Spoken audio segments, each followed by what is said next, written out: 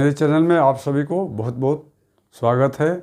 आज मैं आप लोगों के लिए एक मनीफोल्ड पुस्तक से अत्यंत ही यूनिक एवं महत्वपूर्ण क्वेश्चनों को लेकर आए हैं, जो आपके परीक्षाओं के लिए अत्यंत ही उपयोगी है और आपको अपने लक्ष्य तक पहुंचाने में ये कारगर साबित हो सकते हैं। यदि मेरे चैनल में नए हैं तो चैनल को सब्सक्राइब करें, लाइक करें और ज़्यादा से ज़्यादा शेयर करें। तो चलिए हम लोग इन महत्वपूर्ण क्वेश्चनों के आंसरों को ढूंढते हैं। पहला क्वेश्चन है, कवि आपन कविते दलाल में कैसन लोग के खटमल के उपाधि दिल है। कह रहा है क्वेश्चन में, कवि जो है अपने कविता में दलाल में कैसन आदमी को खटमल का उपाधि दिया हुआ है।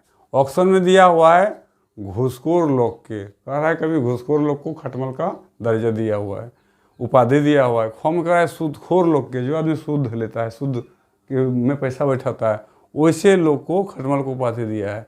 और गौ में करा है दलाल लोग के, और घ में दिया है नेता लोग के। तो हम लोग जानते हैं कि दलाल कविता में हम लोग पढ़ चुके हैं, वैसे व्यक्ति जो समाज में क्या करता है, चूसता है आदमी को, उसको हम लोग खटमल का उपाधि देते हैं। यानी ऑप्शन नंबर गौ जो है सही है। दलाल लोग को किस चीज़ का उपाधि दिया गया है, तो खटमल। जिस तरह खटमल खून चूसता है, उसी तरह दलाल मनुष्य के रक्त को चूसता है।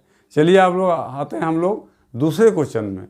दूसरा हम कह रहा है, कवि दलाल कविता दलाल के पहचान की बतव है। कह रहा है कवि जो है दलाल कविता में दलाल जो आदमी है उसका पहचान क्या बता की बतव है, मतलब क्या पहचान है, मैंने दलाल का पहचान को पूछा है। दिया है ऑप्शन नंबर क में लंबा टीका और मधुर वाणी। कह रहा है जो लंबा टीका और मीठा मीठा बोलता है उसको हम लोग क्या कहते हैं, दलाल का पहचान करते हैं। फिर ख में कह रहा है खादी कुर्ता और खादी धोती। जो व्यक्ति खादी का कुर्ता और खादी का पैजामा और धोती पहनता है उसको हम लोग क्या बोलते हैं तो पहचान बोलते हैं किसका, दलाल का। फिर कहता है गो में मधुर वाणी और हंसमुख चेहरा, जिसका बोली वचन मीठा है और जिसका चेहरा हंसमुख है उसको हम लोग क्या बोलते हैं, दलाल का पहचान बोलते हैं। फिर कह रहा है सभी सही। जो तीनों कहा गया है सभी सही। तो हम लोग जानते हैं कि दलाल का मुख्य पहचान क्या है, लंबा टीका और मधुर वाणी। लंबा टीका और मधुर वाणी। जो व्यक्ति दलाल होता है वो लंबा टीका लेता है और उसका बोली बहुत मीठा मीठा होता है। यानी ऑप्शन नंबर को जो है बिल्कुल सही है। ठीक है, अब आगे हम लोग बढ़ते हैं क्वेश्चन नंबर 4 पे, है ना। 4 पे नहीं 3 पे, है ना। 3 में कह रहा है समाजे कैसन लोके स्वर्गक चांद हाथें दिखाई दे है। करे समाज में कैसन लोग, मैंने किस तरह का व्यक्ति स्वर्गक चांद हाथें दे, स्वर्ग मतलब आकाश के चांद को हाथ में दिखा देता है। क्वेश्चन यही कर रहा है। अब दिया हुआ है ऑप्शन 4 गो में पहला क्वेश्चन है तेज लोके। जो तेज आदमी होता है वो स्वर्गक चांद को हाथ में दिखा देता है। फिर कह रहा है चनफन लोग, जो जिसमें फुर्तीला चनफन जो है वो स्वर्ग के चांद को हाथ में दिखाता है। फिर कह रहा है दलाल लोग हैं और घ में कह रहा है साधु लोग हैं। तो हम लोग जानते हैं कि जो दलाल लोग होता है स्वर्ग का चांद हाथ में दिखा सकता है ना। दिखा सकता है कि उसका बोली इस तरह का रहता है मानो कि स्वर्ग का चांद को हाथ में ला दिया है, उसी को हम लोग दलाल कहते हैं। यानी ऑप्शन नंबर गो जो है वो बिल्कुल सही है। समाजक कैसन लोग के स्वर्गक चांद हाथ दिखाई दे है, समाजक कैसन लोग के स्वर्गक चांद के हाथ में दिखाई दे है, तो वो लोग है दलाल लोग है, वही ऐसा करता है। अब आते हैं हम लोग चौथे नंबर क्वेश्चन में। बहुत अच्छा क्वेश्चन है। कह रहा है दूध दही के बदलें चाह। दूध दही के बदले में चाह मीन चाइन्स, टी जिसको हम लोग बोलते हैं। दूध दही के बदले चाह सभे एक ठिने खा। सभे एक साथ मिलके पियो, खा मतलब पियो। दूध दही के बदले चाह सभे एक ठिने खा। ये पंक्ति कौन कविता से लिया गया है। कहता है ये पंक्ति जो है कौन कविता से लिया गया, कौन कविता का अंश है। ठीक है, दिया हुआ है ऑप्शन 4 गो। पहला ऑप्शन है हमनी का परिपाटी। कह रहा है ये वाक्य जो है, ये पंक्ति जो है हमनी के परिपाटी का है। फिर कह रहा है दलाल का है। फिर कह रहा है दुनिया पलटलो पुराना चार। कह रहा है ये वाक्य, ये पंक्ति जो है दुनिया पलटलो पुराना चार का है। फिर कह रहा है घों में चमचा का। तो हम लोग जानते हैं कि दूध दही बदले चा सबे एके ठिने खा। ये पंक्ति है दुनिया पलटलो पुराना चार, यानी गो नंबर ऑप्शन जो सही है, गो नंबर ऑप्शन जो सही है दुनिया पलटलो पुराना चार में हम लोग पढ़े हैं कि दूध दही बदले चार सबे एक ठिने खा। ठीक है, अब आते हैं हम लोग 5वें नंबर क्वेश्चन में। 5वां में कह रहा है एखन हंसलीक बदले भेलै चंद्रहार, एखन हंसलीक बदले भेलै चंद्रहार। ये डंडील चाहे ये पंक्ति कौन कविता से लिया गया है ना। हंसली, हंसली किसको बोलते हैं? पुरानी जमाने में औरत लोग चांदी का बहुत मोटा गर्दन पर पहनती थी, उसी का नाम है हंसली। आज उसके जगह पर चंद्रहार, जिसको हम लोग नेकलेस कहते हैं, वो पहनती है। तो वही कवि कह रहा है एखन हंसली के बदले भेलै चंद्रहार।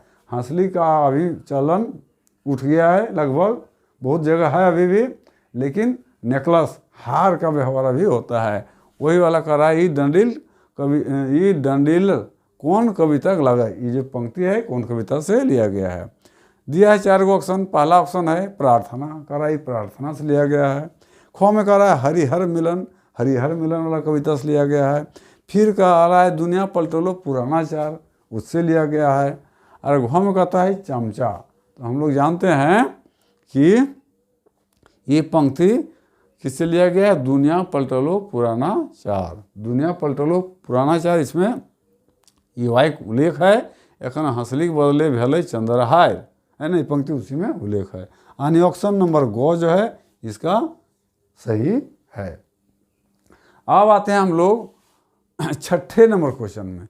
6ठा में कह रहा है कवि संतोष जी के मते टीवी के प्रचार बेसी कौन सरकारक समय भेलै। कह रहा है संतोष जी के हिसाब से, संतोष जी के कविता के हिसाब से टीवी के प्रचार सबसे बेसी किस सरकार के समय में हुआ है। ठीक है, क्वेश्चन यही पूछ रहा है। दिया हुआ है राजीव एक सरकार में, जब राजीव गांधी का सरकार था उस समय टीवी का प्रचार बेसी हुआ था। फिर कह रहा है इंदिरा गांधी की सरकार, जब इंदिरा गांधी का सरकार चल रही थी उस समय टीवी का प्रचार बेसी हुआ था। फिर कह रहा है मनमोहन जी के सरकार के, और लास्ट में कह रहा है वाजपेयी जी के सरकार के। तो किसके सरकार में टीवी का प्रचार बेसी हुआ था? तो हम लोग जानते हैं कि टीवी का प्रचार सबसे बेसी राजीव जी के समय से हुआ था। यानी राजीव जी का जब सरकार चल रही थी उस समय टीवी का प्रचार सबसे बेसी हुआ था, इस संतोष जी के कविता के हिसाब से। यानी ऑप्शन नंबर को जो है वो बिल्कुल सही है। ठीक है, अब आते हैं हम लोग क्वेश्चन नंबर 7 पे, है ना। 7 में कह रहा है कवि संतोष जी के मते आज कल के बेटा बेटी और पुतहु ककर कारणे थेथर भय गए। कह रहा है कवि संतोष जी के हिसाब से आजकल के ज़माने में, आज के ज़माने में, है ना, मॉडर्न ज़माने में बेटी बेटा और पुतहु, बेटी बेटा और पुतहु जो घर का अभी मुख्य सदस्य के मुख्य कहलाता है, ककर कारणे थेथर भय गए। थेथर, थेथर मतलब आलसी, अस्कित, किसी बात को अनसुना कर देना, उसी को हम लोग क्या बोलते हैं? थेथर। तो कहता है ककर कारणे थेथर भय गए। 4 ऑप्शन है। पहला ऑप्शन है फिल्म कारण। कह रहा है आजकल जो दुनिया में जो फिल्म चला है उसके कारण बेटा बेटी पुतहु थेथर हो गया है। फिर कह रहा है टीवी के कारण, टीवी का जो इतना प्रचार हो गया है उसके कारण उसमें लगे रहते हैं, देखते रहते हैं, इसलिए वो थेथर हो गया है। फिर कह रहा है मोबाइल करना, मोबाइल का जो प्रचलन हो गया है, सब रात दिन मोबाइल हाथ से में रखे रहते हैं, देखते रहते हैं, इसके कारण बेटा पुतहु सब बर्बाद हो गया है। फिर कह रहा है सभे कारण। ये तीनों ऑप्शन दिया है, सभे कारण से बेटा पुतहु और बेटी सब मैंने क्या हो गया है? थेथर हो गया, आलसी हो गया है। तो हम लोग जानते हैं कि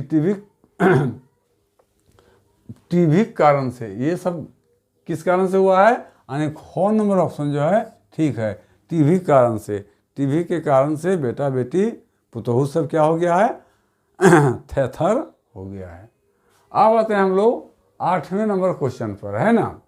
कह रहा है एखन 3 हाड़ी के पानी, क्या कह रहा है? एखन मैंने अभी इस समय, एखन 3 हाड़ी के पानी एगो हाड़ी नहीं भर रहा है। अभी 3 गो हाड़ी, हाड़ी में ना घड़ा, अब पानी जो है एक हाड़ी में नहीं भरता है। कविता कवि समाज के कौन चीज़ के बतवे चाहे, इस कविता के द्वारा, है ना, कवि क्या बताने चाह रहा है, समाज को क्या संदेश देना चाह रहा है। दिया हुआ है सामाजिक बुराई। कह रहा है इस कविता के द्वारा समाज में जो बुराई फैल रहा है उसको बताना चाह रहा है। फिर कह रहा है पुतहु सबके निर्दय हो, पुतहु सब जो है बड़े बुजुर्ग का उतना सेवा नहीं करता है यानी निर्दय हो गया, वो बताना चाह रहा है। फिर कह रहा है बेटा सबके स्वार्थी हो। बेटा सब आजकल क्या होता है, स्वार्थी हो जाता है, माँ बाप को ख्याल नहीं करता है, ये कह रहा है। और घ में कह रहा है सभी सही, जो तीनों कथन है तीनों सही है। तो एखन तीन हाड़ी पानी एक हाड़ी नहीं भरे कविता में कवि क्या करना चाहता है कि समाज के बुराई पुतों सबके निर्दय हो, बेटा सबके स्वार्थी, यानी सभी ऑप्शन जो दिया हुआ है वही सही होगा। वो क्या होगा, सभी ऑप्शन जो है वही, समाज के में जो बुराई फैल गया है उसको भी बताना चाह रहा है। पुतों सब निर्दय हो गया है, सास ससुर का ख्याल नहीं करता, वो भी बताना चाह रहा है। और बेटा सब स्वार्थी भी कुछ हो गया है, उसको भी, हालांकि सब नहीं हुआ है लेकिन कुछ हो गया है, उसको भी कभी बताना चाह रहा है। इसलिए ऑप्शन नंबर घ जो है सभी सही, वही वाला ठीक होगा। अब आते हैं हम लोग, एक अत्यंत छोटा लेकिन बहुत दमदार कविता है। नौवा में कह रहा है आम पाकले मीठा। क्या कर रहा है, आम पाकले, आम मैंगो, आम मीन्स मैंगो, मैंगो जब पक जाता है, राइप हो जाता है तो क्या होता है, मीठा होता है। वही कह रहा है आम पाकले मीठा और मानुष पाकले तीता। मानुष पाकले मतलब कि मनुष्य जब बड़ा हो जाता है, उम्रदार हो जाता है तो तीता हो जाता है। कौन कवि को बखान लगा, ई वाक्य जो है कौन कवि ऐसा कहा है। ऑप्शन में दिया है पानौरी जी, ख में दिया है बी एन ओहदार, गो में दिया संतोष जी के, और घ में दिया सब गलत। तो हम लोग जानते हैं संतोष जी के कविता में ये बात उल्लेख है, यानी संतोष, वो नंबर ऑप्शन जो है वो सही है कि आम पकले मीठा और मानुष पकले तीता, है ना। कौन चीज है, संतोष जी के लिखा हुआ कविता में है। अब लास्ट में हम लोग आते हैं अंतिम, ये भी बहुत अच्छा है। प्रश्न कह रहा है पेट बिगाड़े मूढ़ी। पेट अब मूढ़ी है या बूढ़ी है पता नहीं चल रहा है, तो लिखा है पेट बिगाड़े मूढ़ी। मूढ़ी भी हो सकता है, बूढ़ी भी, बूढ़ी तो कोई अर्थ नहीं निकलता है, इसलिए मूढ़ी ही होगा, है ना। तो कह रहा है पेट बिगाड़े मूढ़ी और घर बिगाड़े बूढ़ी। पेट को जो, पेट जो है इसको बिगाड़ता है, हमने पेट में खराबी लाता है कौन, मूढ़ी चाहे बूढ़ी जो भी है। और घर को बिगाड़ता है बूढ़ी, जो आदमी बूढ़ा बुजुर्ग हो जाता है वो घर को बिगाड़ देता है, वो दूसरे पर दोषारोपण लगा के घर में अशांति फैला देता है।